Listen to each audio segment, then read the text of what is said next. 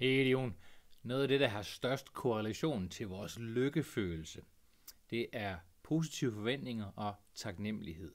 Altså det at se frem mod noget, og det at sætte pris på noget.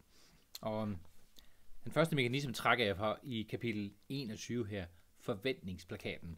Den kræver lige, at du skaffer en flip-over, eller en tavle på hjul, eller måske hænger et ark papir op lige inden for hoveddøren. I bogen her nævner jeg et berømt gammelt studie, hvor nogle psykologer de spurgte folk, hvad de var villige til at betale for et kys med en kendis.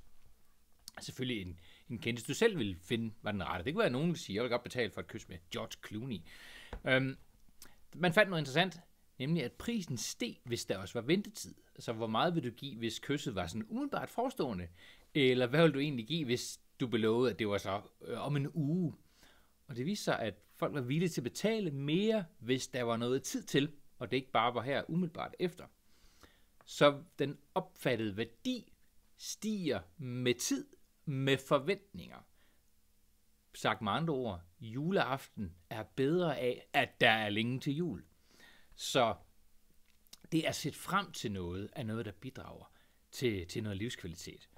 Så et rigtig godt spørgsmål dagligt er at spørge dig selv, hvad ser jeg frem til i dag?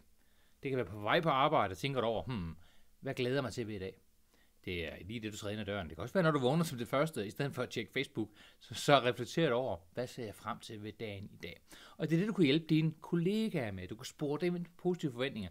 Ved simpelthen at tage sådan en tavle, en flip-over og et stykke papir, og så skrive med stort, hvad glæder du dig til i dag?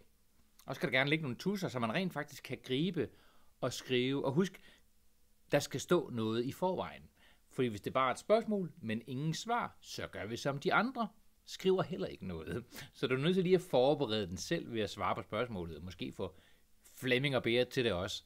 Så ser andre så spørgsmålet, bliver konfronteret med det, ser nogle mulige svar. Deres hjerne kan simpelthen ikke lade være med at begynde at svare på spørgsmålet, om de skriver noget eller ej. Så har de tænkt over, hvad de ser frem til, så har de noget at glæde sig til, og så bliver dagen bedre af det.